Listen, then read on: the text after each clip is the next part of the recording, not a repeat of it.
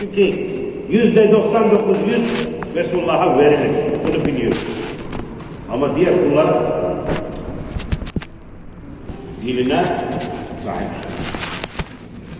Kehf suresi imanı sabit etmek için Kehf suresinin her cuma Kehf suresini okuyan Yasin-i Şerif değil, Peygamber Aleyhisselatü Vesselam her cuma günü Kehf ile Ra'd suresini okur. Ya da birinden dinler. Yasin değil. Cuma günü Yasin-i Şerif okumak bid'attir. Adettir yani. Ha okusam olur mu? Oku olur ama sünneti mi istiyorsun? Resulullah'ın çizgisini mi istiyorsun? O çizgiden de nur almak istiyor musun? O izaya girmek istiyor musun?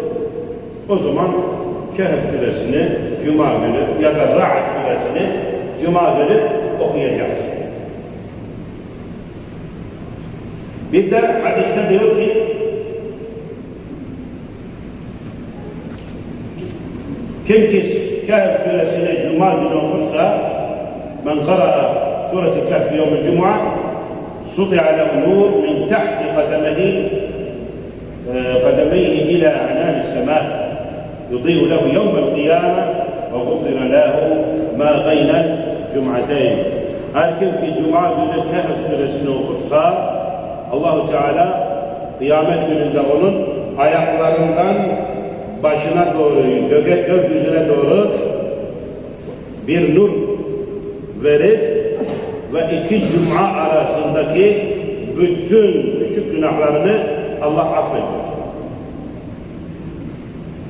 İki cuma arası temizlik. Değil mi? İki cuma arası iç temizlik. İç temizlik. Günahtan temizlenmek istiyorsan Kehf suresini okuyacaksın.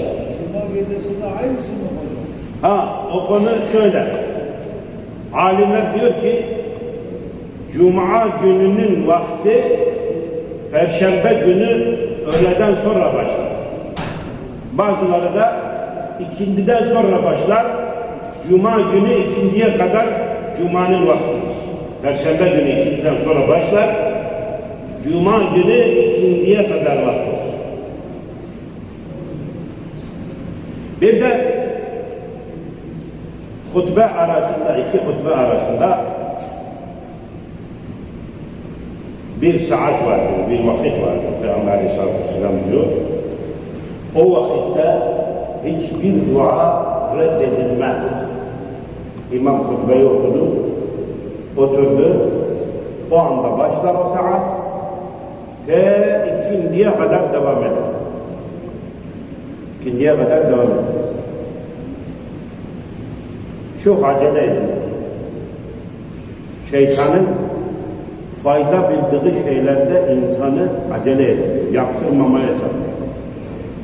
Hele sizin kârınıza olan çok şeyleri bir yerde kârınız çoksa manevi olarak, dini olarak bir yerde kârınız çoksa sizi orada meşgul eder. Ya der tamam bir şey olmaz. Küçük şeylerde yapsın da bari çok büyük şeylerde yapsın. Mesela Cuma sabahı, Cuma günü erken camiye gelmek, erken hazırlanıp Cuma'ya gelmek gelen kişi için her attığı adım kadar oruç sevabı yazılıyor. Bir de günahları siliniyor. Bir derece yükseliyor cennette. Bir derece günahları siliniyor. Ve oruç yazılıyor. Her adım için sana bir oruç. Kutibe lehu siyam. Onun için bir oruç yazılıyor. Sabah erkenden gelirse. Hadi hadis. Hadi hadis İbn Mace. Sene. Mevcut. Siyamu sene. Siyamu sene ve kıyamu leyl. Siyamu sene ve kıyamu leyl. Bir yıllık oruç ve bir yıllık gece namazı defterine eklenir. Sana lazım olacak gece namazı. Gece namazı çok lazım olacak çünkü kabri tek aydınlatan gece namazıdır. Kabrin karanlığını aydınlatan gece namazı. Bari uykumuzdan kalkıp da mahrum edip de bir iki rekat gece namazı kılamıyoruz ama bari gece namazını getiren şeyleri yapalım. Sen cumaya erken gelme. Sana bir senelik gece namazı yazılıyor. Bir senelik oruç yazılıyor. Bak şeytan bunun faydasını bildiği için seni 5 dakika kalaya getiriyor. 2 dakika kalaya getiriyor camiye. Ne yapacağım şimdi camide diyor. Ben ne yapacağım şimdi gideceğim ne yapacağım camiye. Olur mu? Burada kaldıkça melekler senin başında durur. Hani gelini ortaya koyarlar. Ondan sonra şey söyler ya, ne söylerler artık öyle bir şarkı söylerler ya, gelini ortaya koyarlar ya. Sen de meleklerin gelinisin, ortadasın, senin başında Allah'ım affet, merhamet et, bağışla, sabit eyle, belalardan muhafaza eyle, onu, evladını, zürriyetini, neslini her şeyden koru diye senin başında melekler namaz kılınana kadar sana dua ediyor. Melekler masumdur, dua ederler. Duaları makbuldür, günahsızdır, reddolunmaz. Niye meleklerin duasını istemiyorsun ki? İnsan nerede fayda varsa orada zararı var insan. Nerede fayda varsa insanın orada bir zararı var. Nerede fayda varsa orada bir zarar var. Kârımız az. Zaman geçip gidiyor. Onun için bu bilgiler önemlidir. Kur'an-ı Kerim bilenler okusun. Bilmeyenler dinlesin. Bilmeyenler dinlesin, öğrensin. Öğrenin.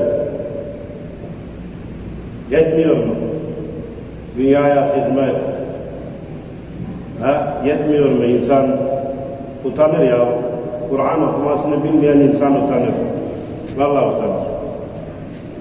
Yani öğrenmedim etmedim diyor ama bari bir azmin وَلَمْ نَجِدْ لَهُ عَزْمًا bir azmin olsun, bir çaban olsun.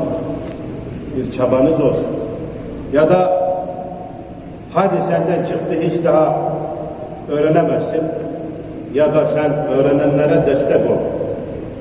Bir harf öğrenenlerin yanında ol ki o harfler sana yazılsın.